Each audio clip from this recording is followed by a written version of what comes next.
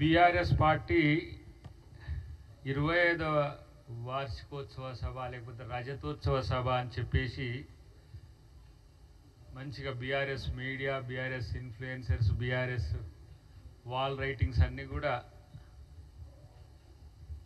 రాస్తున్న పరిస్థితి చూస్తున్నాం మనం అంతా కూడా. అది సోషల్ మీడియాలో కొంత ట్రెండింగ్ చేయడానికి అదంతా కూడా కేటీఆర్ చేస్తున్న ప్రయాస చూస్తున్నాం.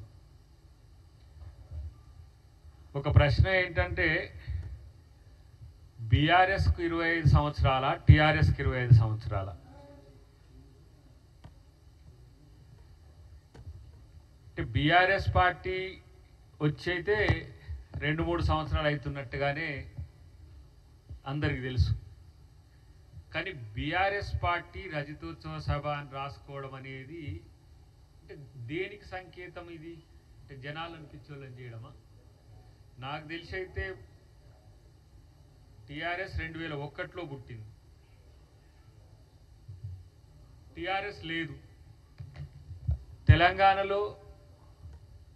టీఆర్ఎస్ కనుమరుగై ఒక 3 సంవత్సరాలు అయింది.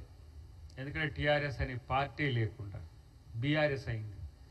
బీఆర్ఎస్కు రజతోత్సవాలంటే మరి బీఆర్ఎస్ ఎప్పుడు పుట్టింది, దాని కథా కమామిషం ఏంటి అనేది అదిగా మీరు తెలుసుకోవాల్సిన సందర్భం ఉంది. కానీ మనోడు ఈ మధ్యన కొంచెం శనుకులు వేసుకుంటూ, కొంచెం వ్యంగ్యాస్త్రాలు వేసుకుంటూ మాట్లాడుతున్న దాంట్లో బీఆర్ఎస్ పార్టీ జనతా గ్యారేజ్ అంటున్నాడు. అంటే జనమంతా కూడా బీఆర్ఎస్ పార్టీ ఆఫీస్కి వస్తున్నది అని చెప్పి.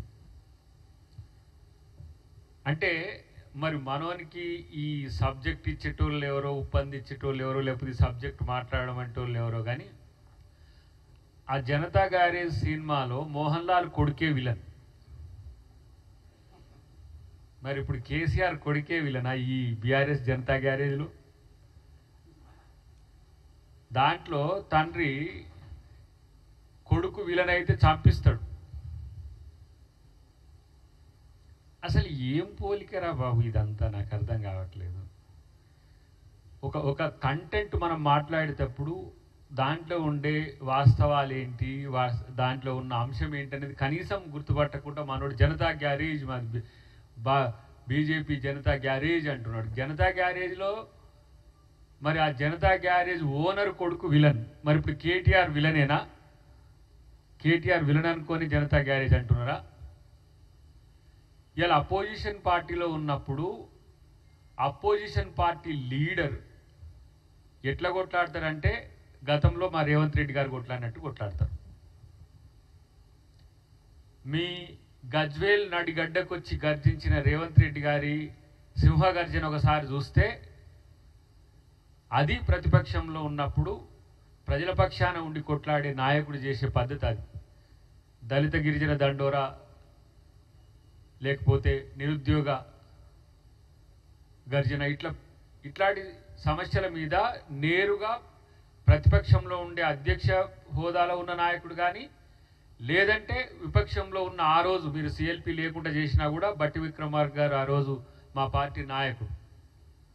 సరే మీరు దళితుని ముఖ్యమంత్రి చేస్తా అని చెప్పి దళితుని ముఖ్యమంత్రి చేయకపోగా, ఎందుకు దళితుని చేయలేకపోయినా చెప్పలేకపోగా, అది ప్రపోజల్ తెచ్చిన రాజయ్యను, మన స్టేషన్ గన్పూర్ రాజయ్య గారిని డిప్యూటీ సీఎంగా ఎందుకు తీసిండ్రో తెలియక ఆయన దళితుడే. ఇటు బట్టి గారి యొక్క సిఎల్పి హోదాను కూడా తీసేసిండు అనుకో, అది వేరు విషయం. కానీ నేనంటున్న మీ నాయన ఇప్పుడు ఈ 16-15 నెలల నుంచి ఇంట్లోకి వెళ్ళి బయటికి వెళ్తలే, బయట మీటింగ్లకు వెళ్ళి గర్జించి ఏం చేస్తాడు? ఆ గర్జన కొరికేది ఎవరు? ఆయన అట్లా గర్జించి గాండ్రిస్తేనే నీ గర్జన జాలనాయన అని ఇంట్లో బండబెట్టిరు ప్రజలు. మళ్ళీ వచ్చి మొత్తం కేసీఆర్ పిలుపు కొరకు ప్రజలు ఎదురు చూస్తున్నారు. ఇలా దాదాపు వాళ్ళు ఏందో బయట ప్రచారమేమో 100 కోట్లు 200 కోట్లు అని అంటారు, కానీ 300 కోట్ల దాకా ఖర్చు పెట్టి ఊరూర నుంచి జనాన్ని పిలిపించే ప్రయత్నం చేస్తున్నారు. చేసుకోండి, ఎందుకంటే మీరు చరిత్రలో చేసిందంతా అదే. కానీ ఇక్కడ ప్రజల పక్షాన లేని కేసీఆర్కు ఎందుకు ఇంత మీరు బలోపేతం చేస్తుండ్రు, ఇంత సీన్ క్రియేట్ చేస్తున్నారంటే ఇంకనన్నా లేచి మాకెవరికన్నా ఏమని ఇస్తాడా అని. ఇప్పుడు ముగ్గురిని తెలంగాణ ప్రజల మీదకి బీఆర్ఎస్ పేరు మీద వదిలిండి కేసీఆర్, మీ టాలెంట్ చూసుకొని రాపోరి అని.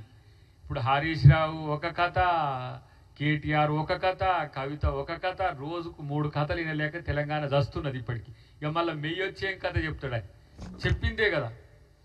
ఇలా ప్రతి ఒక్కటి ఆ రోజు మీరు చేస్తా అని చెయ్యని హామీలంతా మేము చేస్తామని చెప్పినందుకు ఇలా రేవంత్ రెడ్డి గారి యొక్క హామీలను నమ్మింది కాబట్టి ఇలా అధికారంలోకి వచ్చినాం. అన్నిటికంటే ముఖ్యంగా స్లోగా చంద్రముఖిగా మారుతున్న చంద్రశేఖరరావు గారి పార్టీ విధానాన్ని మనం గమనించాలి. సరే, ఆయన బయటకు వచ్చి అని చెప్పలేదు, కానీ ఆయన ఏమంటారు హక్కుదారుగానో ఆయన వారసుదారుగానో మొన్న వచ్చి మనోడు మాట్లాడుతున్నాడు. మాకేం ప్రాబ్లం అండి, ఎవరితోనేం ప్రాబ్లం అండి, మేము ఎటైనా ఉంటామండి, మాకు ఎటైనా ఉంటామండి కాదు. మొన్నటిదానికనేమో చంద్రబాబు ఇక్కడ పరిపాలన చేస్తున్నాను అన్నారు.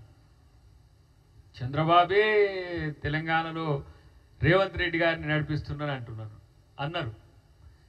మరి ఇప్పుడు చంద్రబాబుకు మాకు పోలిక ఉందండి. చంద్రబాబు మీరు వేరేం కాదండి, అన్ని సారూప్యాలు ఉన్నాయి. గతంలో కూడా సరే కలిసి పోటీ చేయకపోయినా మాకు ఆ పొత్తు ఉందండి అంటే చిన్నగా శుతిమెత్తగా